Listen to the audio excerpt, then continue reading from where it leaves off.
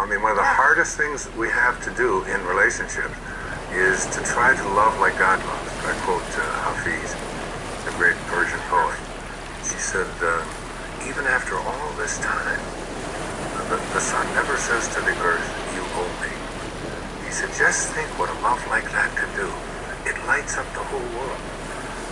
You know, to be able to love someone who doesn't love you back, you know, to be able to love someone who abandons you, someone who walks out on you, to be able to love a person who criticizes you or who just doesn't want anything to do with you but that you love.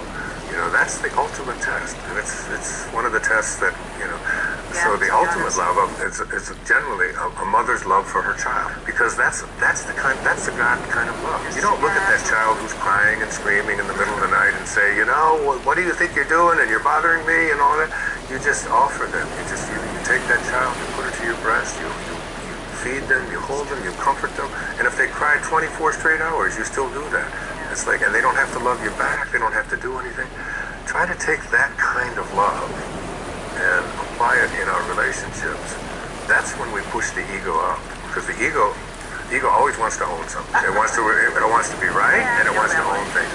That's what the ego wants, to own everything, including each other. You know, it's like if I'm in a relationship with you and I love you, that means, you know, we place conditions on it. Yeah. You're responsible. And if you decide to love someone else, then I can't love you anymore. Or if you walk out on me, or if you criticize me, or if you leave me. Being able to love someone, even if they do that, you know, Anthony DeMello used to talk about that, and like loving without attachment.